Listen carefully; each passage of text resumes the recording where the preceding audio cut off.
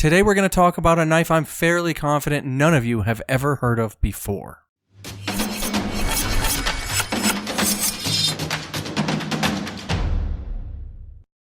we're back! Okay, welcome back to 5 Minute Knives, the channel that would pay good money for a dartboard with its ex's face on it. Today, we're going to talk about this Knerf that I bought, and I keep buying this knife over the years, although I know none of you have ever heard of it. This is from a company you probably haven't heard of before called Spyderco. Nifty little company, you know, a little pricey, but here's the box that the knife came in, and I know that a lot of you guys really love unboxing, so we're going to take our time and we're going to go through everything that the knife came with. Okay, there we go. Now we are fully unboxed, and here's the knife. So this knife is called the Spyderco PM2, which stands for Paramilitary 2. And this one's kind of flown under the radar for quite some time, and I went ahead and picked it up. Now, this one has a blade of MagnaCut steel, and MagnaCut steel is going extinct, and people really freak out over it. This steel is responsible for 16% of all divorces in the US in 2024, last time the stats were available. And this was made in Golden, Colorado, USA Earth. And I've actually made the pilgrimage up to Golden, Colorado to visit the Spyderco factory outlet. And sadly,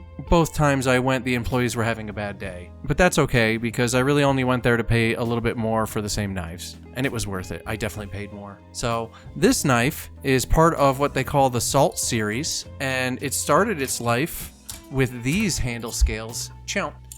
And these guys look a lot better in person than they do in pictures. In pictures, they almost look kind of dirty and weird. But they are fairly nice, very, very thin, very, very light.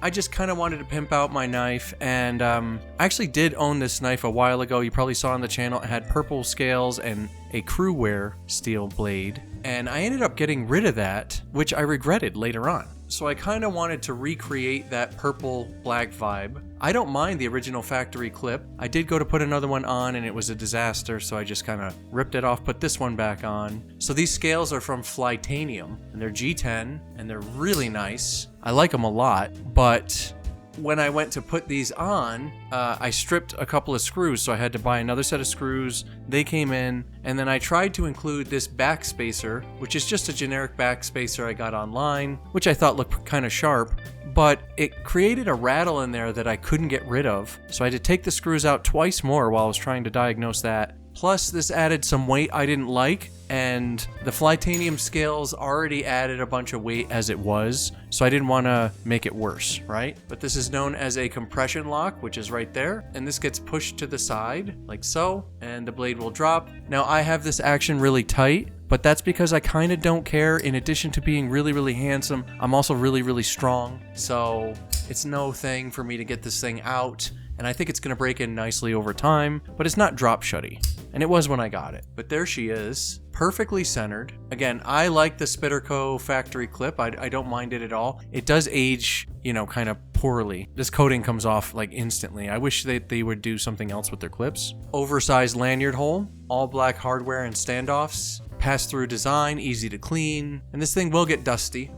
I really enjoy opening it slowly, and as you can see on the back of the thumb ramp, we have this really smartly placed jimping, as we do right here, so it makes a really nice pinch point for you to hold your knife in this grip, which works really, really well. I love it. One of the reasons I like the Spyderco factory clip is it lends itself really well to Steven Seagal style, as this finger goes right in this divot here, and it's kind of perfect. Another quirk of the Spyderco PM2 is that the handle is way too big for the blade. The blade is like 3.5 inches of cutting, and the handle is like 4. So it really makes for an odd design, but I've really come to embrace this design. You know, a lot of these legendary pieces of gear have their quirks, and I liken the PM2 to a Glock 19. And this is a replica, and this mechanism has always bothered me with its grip angle. This has never been comfortable in my hand.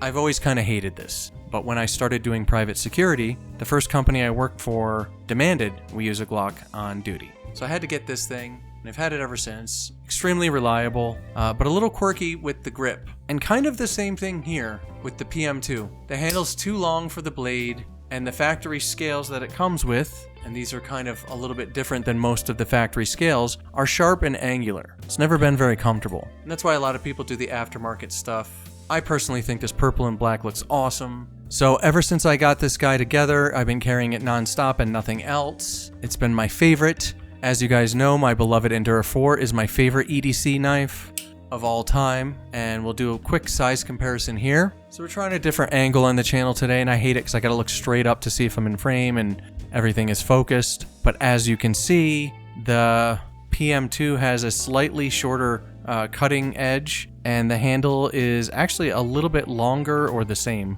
about the same. So the Endura 4 has always felt more balanced to me, and I really like it a lot. I'm probably gonna put a ring on it because I love it. And also another wave opener here. There's a couple I want to check out. Here's a look at how this clip wears. And as you can see, the coating comes off pretty quickly. Now, I've had this knife for a couple years, and it's been through a lot. But a great knife for tater digging because of just how flat and lightweight it is. Okay, so let's go ahead and weigh these. The Endura 4, as you guys know, is a sub 4 ounce knife.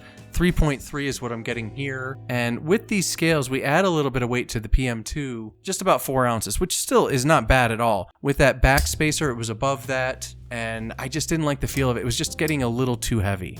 But at 4 ounces, I can deal with it. The PM2 is much more fidgety than the Endura 4 by far, and I just think it looks a lot cooler. So it's totally worth the trade-off and a little bit of weight. Anyway, let's roll into Subscribe Starians. You guys really help out the channel. We do appreciate you. I don't post over there, but I only make custom Kydex sheaths for members of Subscribe Star now. So you have to sign up for as little as $1 if you ever want a custom sheath made. And when it comes to the sheaths, I really only make basic sheaths, but a lot of knives are great, but come with crappy sheaths, and we get around that with mine. So if you ever need a sheath, hop on over to Subscribe Star, 5 Minute Knives, and sign up for a bean, and then I'll go ahead and make your sheath. No big deal. But what do you guys think of this Spyderco Paramilitary 2? I know you've never seen this knife before. I really love it in the MagnaCut steel. So damn sharp. I haven't even touched this up at all, and there is just no need, brothers. I mean, this is just, ugh.